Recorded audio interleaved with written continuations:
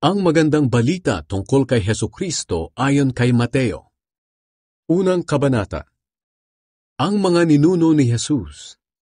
Ito ang talaan ng mga ninuno ni Hesukristo na mula sa angkan ni David. Si David ay mula sa lahi ni Abraham. Si Abraham ang ama ni Isaac. Si Isaac ang ama ni Jacob. At si Jacob ang ama ni Juda at ng kaniyang mga kapatid. Si Juda ang ama ni Perez at Zera, at si Tamar ang kanilang ina. Si Perez ang ama ni Hezron, at si Hezron ang ama ni Aram. Si Aram ang ama ni Aminadab. Si Aminadab ang ama ni Nashon, at si Nashon ang ama ni Salmon. Si Salmon ang ama ni Boaz, at si Rahab ang kanyang ina.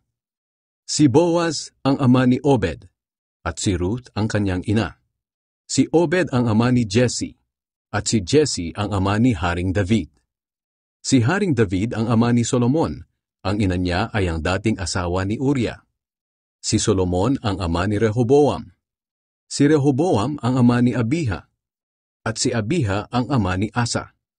Si Asa ang ama ni Jehoshaphat. Si Jehoshaphat ang ama ni Joram, at si Joram ang ama ni Uzziah. Si Uzziah ang ama ni Jotam.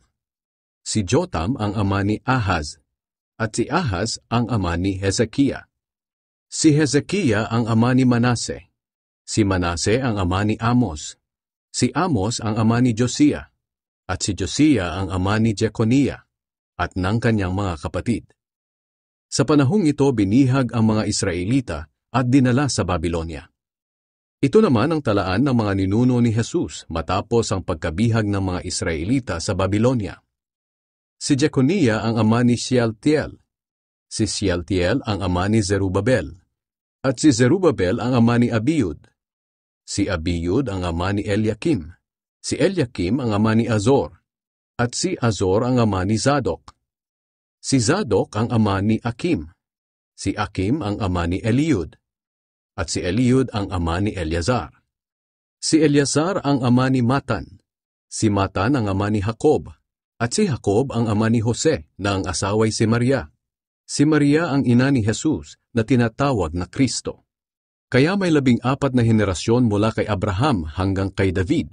May 14 na henerasyon naman mula kay David hanggang sa pagkabihag ng mga Israelita sa Babilonia.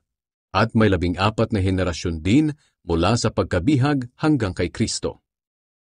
Ang pagkapanganak kay Hesukristo. Ganito ang pangyayari sa pagkapanganak kay Hesukristo. Si Maria na kanyang ina ay nakatakdang ikasal kay Jose.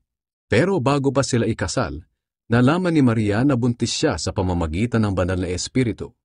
Si Jose na magiging asawa niya ay isang matuwid na tao at ayaw nitong malagay sa kahihiyan si Maria.